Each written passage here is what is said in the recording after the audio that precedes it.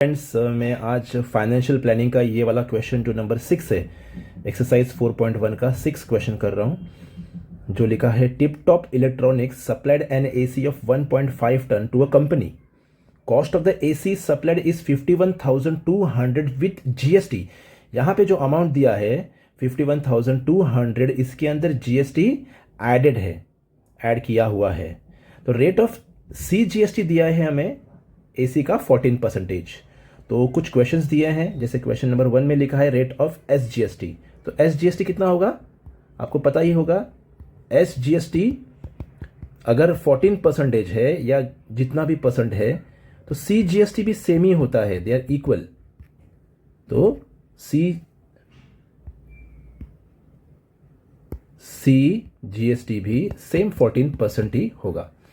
फिर आगे second question में लिखा है कि रेट ऑफ जीएसटी। तो आपको पता है कि जीएसटी कितना होता है, मैंने लास्ट टाइम बताया था। जीएसटी इनका दोनों में से किसी एक का डबल होता है। तो एग्जांपल लीजिए 2 इंटू सी जीएसटी। तो अगर हम सी जीएसटी को डबल करते, मतलब 14% को डबल करते, तो कितना आ जाएगा, 28% हमें आंसर मिल जाएगा। फिर हमें पूछा है the taxable value of AC. The taxable value of AC निकालने के लिए देखिए आप, ये जो 28% हमें मिला है, जीएसटी कितना मिला है, 28%। तो आपको पता होना चाहिए कि 28% जो ये है वो किस में मिक्स है। ये 51,000 जो अमाउंट है 200, इसके अंदर जीएसटी मिक्स है। देखिए जो भी अमाउंट होता है वो 100% होता है। जो भी अमाउंट होता है वो 100% होता है। मतलब ये इसमें क्या है, 100 प्लस 28% मिक्स है, इसमें ऐड है। तो ये 100 नहीं हो गया, ये जो अमाउंट है वो कितना हो गया, 51,200 कितना है, 100 प्लस 28। क्यों, बिकॉज इसके अंदर जीएसटी एडेड है, जीएसटी इसमें ऐड किया हुआ है। तो कितना रहेगा, 100%। हमें रियल वैल्यू चाहिए उस एसी का विदाउट जीएसटी। जैसे आप एग्जांपल जाते हो दुकान में, पूछते हो कि सर ये एसी कितने का है, तो उसने कह दिया आपको कि सपोज 30,000। तो फिर बोलेगा नहीं, आपको 30,000 नहीं पड़ेगा, आपको प्लस आपको जीएसटी भी देना होगा, जो लगभग जो भी जीएसटी बनता है। तो उसी तरह यहाँ पे भी 51,200 में कुछ जीएसटी ऐड है, तो हमें उसको निकालना पड़ेगा। तो ये दिस इज द फॉर्मूला, ये आपको फॉर्मूला यूज करना है। ओके, तो करते हैं क्रॉस मल्टीप्लाई। पता है आपको, अगर ऐसे सिचुएशन कभी आता है तो हमें क्रॉस मल्टीप्लाई ही करना पड़ता है। तो 51,200 into 100 is equal to x into 128। ये 128 यहाँ पे प्लस करके यहाँ पे आ जाएगा। ये 128 जो मल्टीप्लाई है यहाँ पे आके डिवाइड बन जाता है। तो 51,200 इंटू 100 डिवाइड बाय 128। तो अगर आप कैलकुलेशन करते हो तो आपको लगभग आंसर 40,000 आ जाएगा। आप चेक कर सकते हो। तो अगर आप करते हो कैलसी में भी, अगर फास्ट आपको करना है तो देख लीजिए। तो अगर आप करते हो उसके अंदर तो आपको आंसर 40,000 मिल जाएगा।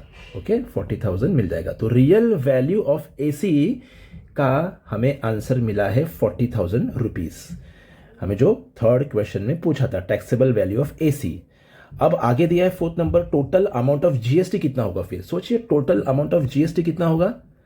अगर 51,200 एसी का वैल्यू है विद जीएसटी, तो उसमें से मैं क्या करूंगा, रियल वैल्यू जो एसी की रियल वैल्यू है उसमें से माइनस कर दूंगा।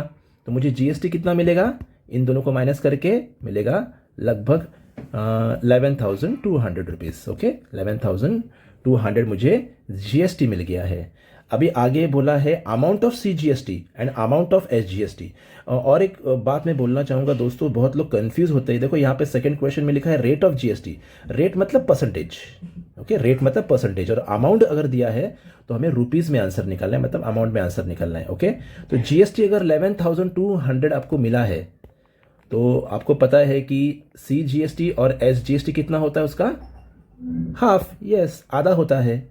तो फिफ्थ क्वेश्चन का जो दिया है सी जीएसटी और सिक्स क्वेश्चन में दिया है एस जीएसटी, अमाउंट दोनों का, तो कितना होगा, इन दोनों का, सॉरी, इसका 11,200 का आधा, हाफ। तो अगर आप 11,200 को 2 से डिवाइड करते हो तो समथिंग आ जा रहा है 5,600 रुपीज। तो 5,600 रुपीज इज द आंसर। तो ये आपका क्वेश्चन का आंसर था। Thank you so much.